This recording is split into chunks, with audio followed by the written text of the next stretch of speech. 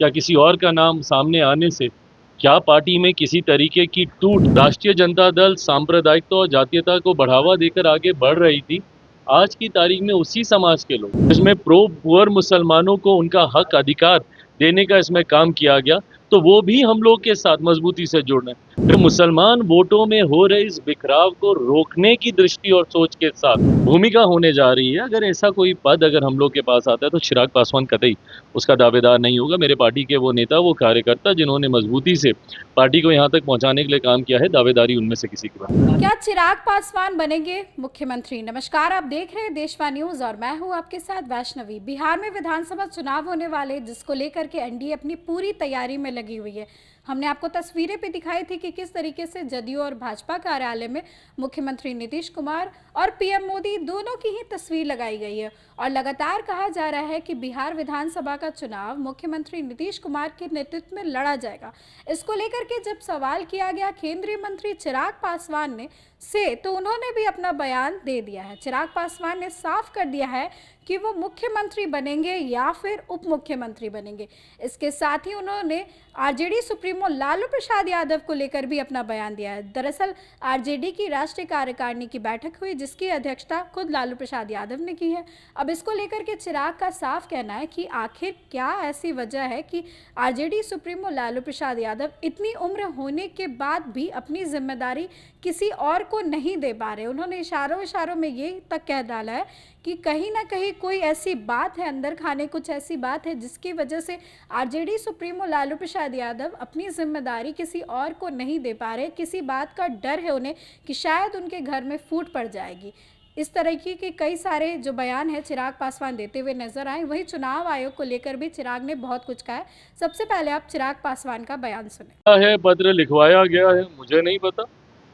मुसलमान वोट जिसपे राष्ट्रीय जनता दल और उनके नेता अपना आधिपत्य मानते हैं, उसमें बिखराव तो देखने को मिल ही रहा। पिछले विधानसभा के चुनाव में भी अगर नहीं बिखराव होता तो ओवैसी जी की पार्टी, अब वो बात अलग है कि बाद में वो विधायक कहाँ गए नहीं गए, पर कैसे वो जीतते। तो उन वोटों में बिखराव तो हो ही रहा है। हकीकत है आज की तारीख में जिस एमवाई समीकरण पर राष्ट्रीय जनता दल सांप्रदायिकता और जातीयता को बढ़ावा देकर आगे बढ़ रही थी, आज की तारीख में उसी समाज के लोग इस बात को समझ रहे हैं कि उनको सिर्फ वोट बैंक बनाया जा रहा है और उनका सिर्फ निरंतरता में इस्तेमाल किया जा रहा है, और अब वो अपने आप को इस्तेमाल होने नहीं देना चाहते। इसीलिए आज वो डेवलपमेंट की सोच के साथ जुड़ रहे हैं। जितने मुसलमान हैं जो कहते हैं कि भैया वो एनडीए के साथ नहीं जुड़ेंगे, आज आप जाके देख लीजिए गरीब मुसलमान जितने हैं वो सब जनता दल या वो सब हमारे गठबंधन के साथ, उसमें जनता दल यूनाइटेड हो, हमारी पार्टी हो, even for that matter Bharatiya Janata party, NDA के साथ वो अपने आप को जुड़ता हुआ देख रहे हैं। जिस तरीके से वक्त में संशोधन किए गए, जिसमें प्रो पुअर मुसलमानों को उनका हक अधिकार देने का इसमें काम किया गया, तो वो भी हम लोग के साथ मजबूती से जुड़ रहे हैं। ट्रिपल तलाक में वो मुसलमान महिलाएं जिनको राहत मिली है, वो अपने आप को हमारे गठबंधन के साथ जुड़ता हुआ देख रही हैं। तो मुसलमान वोटों में हो रहे इस बिखराव को रोकने की दृष्टि और सोच के साथ अब उनको आमंत्रित किया गया है, वो आमंत्रित होना चाह रहे हैं, जो भी है, पर इसके पीछे की सोच यही है। सामना एक बार फिर से आदरणीय लालू जी को, मेरे लिए तो वो आदरणीय है, पितातुल्य हैं, और उनका संरक्षण उनकी पार्टी को निरंतरता में इतने लंबे समय से मिल रहा है। और एक बार फिर उम्र के इस पड़ाव पर होने के बावजूद, स्वास्थ्य के ये हालात होने के बावजूद, अगर उन्हें ही मेहनत करनी पड़ रही है, तो जहां एक तरफ ये संतोष की बात मेरे लिए और उनकी पार्टी के लिए भी है कि वो इस हालत में है कि अभी भी वो इस भूमिका को निभा सकते हैं, पर कहीं ना कहीं सवाल भी यही उठता है कि क्यों वो ये जिम्मेदारी किसी और को नहीं दे पा रहे हैं। क्या विवाद है? क्या किसी और का नाम सामने आने से क्या पार्टी में किसी तरीके की टूट की संभावना को वो देख रहे हैं? देखिए, जनरेशनल शिफ्ट आसान नहीं होता, मैं भी उस दौर से गुजरा हूँ। और जब जब पार्टी का शीर्ष नेतृत्व एक लंबे समय तक रहने के बाद अगर किसी दूसरे को जिम्मेदारी सौंपता है, तो एक असंतोष कई बार कई दलों में देखा गया है। ऐसे में क्या आदरणीय लालू जी को इस बात का डर है और इस डर से वो किसी को ये जिम्मेदारी नहीं दे पा रहे? ये तमाम विषय राष्ट्रीय जनता दल का इंटरनल मैटर है, उस पर मैं कोई टिप्पणी नहीं करूंगा, उनको इस पर चिंता करनी है। पार्टी और जीतन राम मांझी पार्टी में लगातार टकराव देखने को मिलता है। कल आपको जीतन राम मांझी ने ये भविष्य के गर्व के ये सवाल हैं, बहुत हाइपोथेटिकल सिचुएशंस हैं, क्वेश्चंस हैं।